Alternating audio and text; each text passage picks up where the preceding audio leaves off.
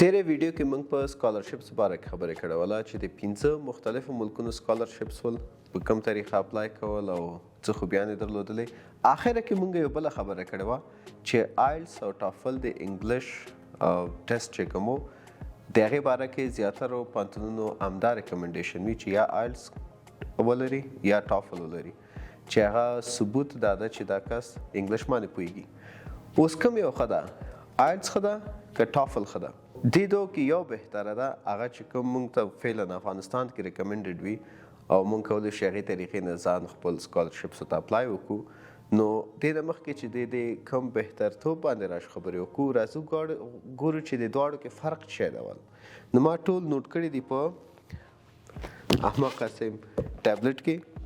نو اول راځو موږ ګورو د دې دواړو نومونو ابریویشنز چې کوم مخففه ده چې شاید د آیلټس چې کوم ده انټرنیشنل انګلیش لینګویج ټیسټ سیسټم، انټرنیشنل انګلیش لینګویج ټیسټ سیسټم دا آیلټس، او ټافل چې کوم ده ټیسټ اف انګلیش ایز ا فارن لینګویج. ټافل ټیسټ اف انګلیش ایز ا فارن لینګویج دا دواړه د دې دواړو مخفف ده. اوس راځو ګورو چې ولې دا دواړه، ولې نور ټیسټونه نه، نور ټیسټونه هم زه دي. صرف دغه دوه ټیسټ دي چې دنیا کې په هر ملک کې چې اوسئ اکسپټیبل دي. خپل مشخص ملکونه هم لري چې آیلټس هغې ملک ته ریکمنډډ کیږي او ټافل نورو ملکونو ته ریکمنډ کیږي. که ساده ژبه کې وایم څوک چې په انګلیش لږ پوهیږي برټش او امریکن سیسټم ده. آیلټس چې کوم ده برټش او ټافل چې کوم ده امریکن. بیا راځو فرقونو ته. اول فرق ته به راشو. اول فرق دا ده چې کوم ملکونو کې اکسپټیبلز دي. راځو آیلټس ته. آیلټس چې کوم ده استرالیا، کاناډا، UK، نیوزیلینډ او بل همدغه څو دانې دي.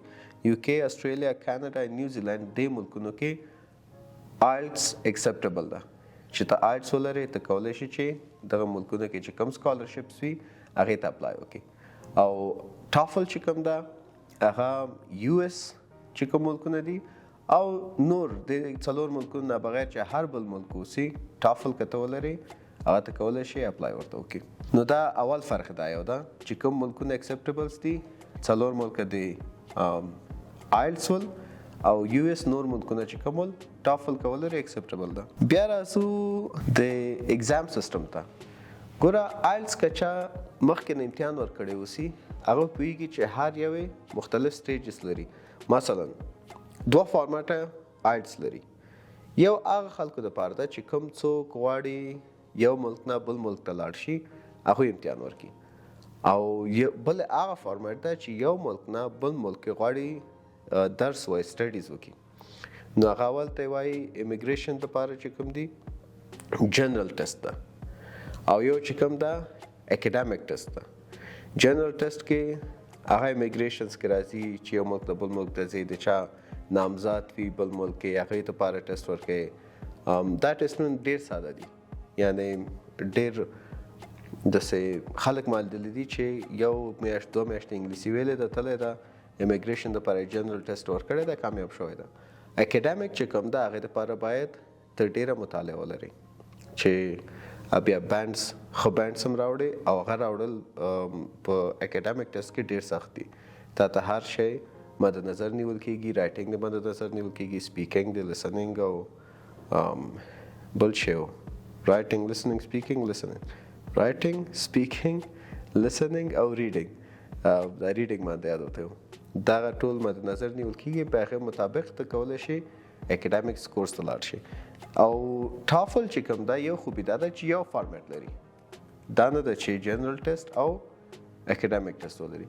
یو ټیسټ لري، یعنی یو فارمیټ ټیسټ لري چې هغې فارمیټ کې ته امتحان ورکې. نو هیڅ مشکل نشته ده که ته امیګریشن دپاره ځې، که ته اکیډمیک سټډیز دپاره ځې، هر څه ته ځې ته کولی شي اپلای وکړي ورته. دا دویم فرق و د دواړو. دریم ته یې راځو. دریم کې اوس آیلټس کې یو خبره دا ده چې کله ته سپیکینګ ټیسټ ورکوې، نور ټیسټونه خو په هر صورت سپیکینګ ټیسټ کې راځو چې کله سپیکینګ سیکشنز کې تاسو ټیسټ ورکوئ نو ته مجبوره یې چې چیرته آیلټس کنسلټنسي یا چې اوسي نو هغې ته به ځې ته مخامخ نفر ته به کښېنې هغه به تانه ټیسټ اخلي. مثلا که تاسو سایلز ټیسټ ورکوئ 4 بخشم کړي دي، رایټینګ، لسننګ او ریډینګ. سپیکینګ مثلا پاتې ده. سپیکینګ به ته ځې هلته کینې، نفر به تا سره خبرې کوي او ته به ورسره بیرته سوال جواب به هر څه چې اوسې کوي. او ټافل کې داسې نه ده، مخامخ نه ده، هغې ته ریکارډ کېږي یا لایف تا ته ټیسټ اخلي یا ریکارډینګ کوي. ته به ناست یې، کمرې ته په مخه کې ده، ریکارډ هر څه کېږي. امتحان وخت البته مشخص وي، هغه نه بعد بیا هغه ټیسټ هغوی ریویو کوي، ګوري چې څنګه ده. دې دوه کې اوس فایده او نقصان شی ده. افغانستان کې آیلتس فعلا نشو ورکولی ټیسټ، او چې ټیسټ ورکوي یا به پاکستان ته ځي، ولې چې دا نور ټیسټونه که په هر صورت ویم کې سپیکینګ ټیسټ نشي کولی ته دلته، باید مخامخ ته نفر ته کینی. او ټافل چې کوم ده ریکارډینګ بیس کېږي، نو ته د دنیا هر کونج کې چې اوسې ته ټافل آنلاین ټیسټ ورکولی شي. نو دا یو پکې خوبي ده د ټافل کې، او یو مشکل آیلتس کې چې اوس موږ ته په افغانستان کې مخامخ ده. نو دغه 3 یا 4 پوینټونه ول چې دې دواړو کې فرق کوي. 4 واړو کې 4 ټیسټ، دواړو کې 4 ټیسټ شته دي. لسننګ، سپیکینګ، رایټینګ او ریډینګ دا دواړو کې شته دي، خو فارمیټونه فرق کوي. د آیلتس فارمیټ یو رقم ته ده او د ټافل فارمیټ بل رقم ته ده.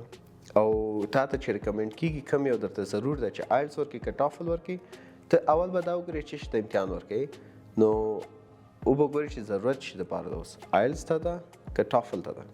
نو ته بیا هغې بیس باندې ته کولی شي چې امتحان دې ورکوي. او دا بل آیلتس او ټافل 2 کال دپاره دا یو دفعه امتحان چې ورکو، 2 کاله دوران کې ته هر سکالرشپ ته که اپلای کوي، ته کولی شي اپلای وکړي.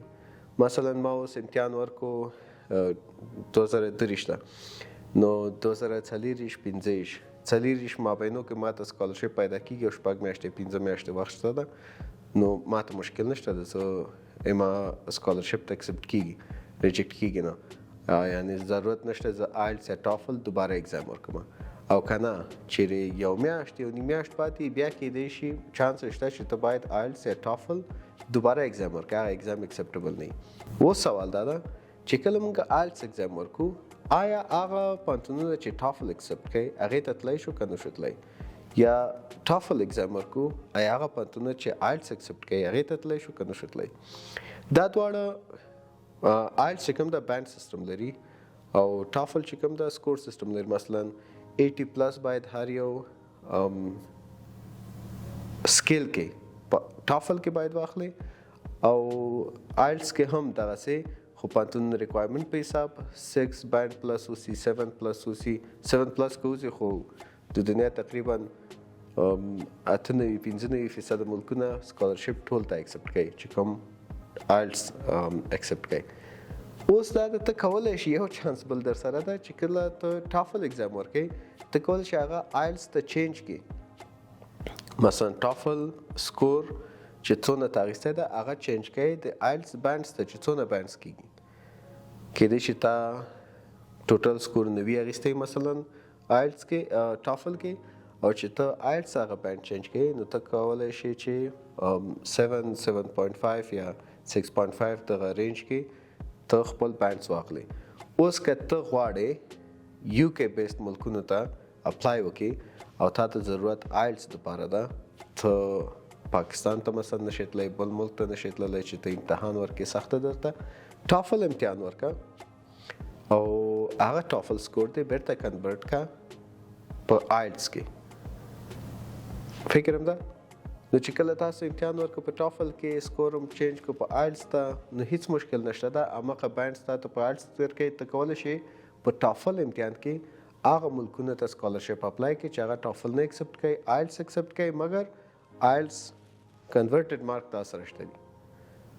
نو دغه هم هغه طریقې ولې د آیلتس او ټافل. نور چې کوم کچېرې دوستان موافق ول او خوښه وله د آیلتس او ټافل منځ کې وبخښئ د سکلز، listening skills, speaking skills, reading skills او writing skills د هر یو معنی کوو شو.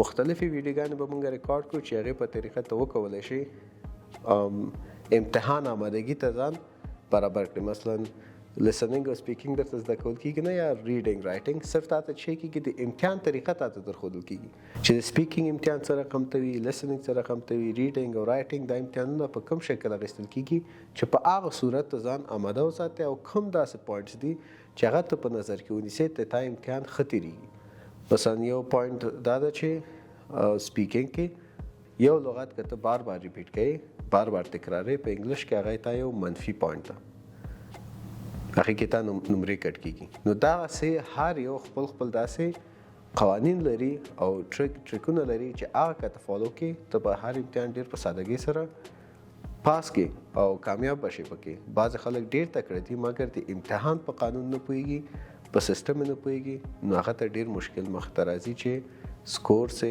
یا بینډ سے کم راشي نو دا موږ ویډیو د آیلټس او ټافل باره کې امید چې څه معلومات هم ترلاسه کړي اوسي او که ویډیو هم خوښه وي غواړئ چې د هر یو سکل باندې جدا ویډیو موږ ریکارډ کړو نو کامنټس کې تاسو ولیکئ شیر سکئ نور دوستان سره چې د معلومات نه باخبر شي چې څنګه کولی شئ ته آیلټس او ټافل امتحان ورکړئ او هغه چې کوم سکلز دي د هغې ټریکس چې شی دي چې ته هغې ټریکس په وسیله ته ښه بینډ یا ښه نمرې واخلې ډېره مننه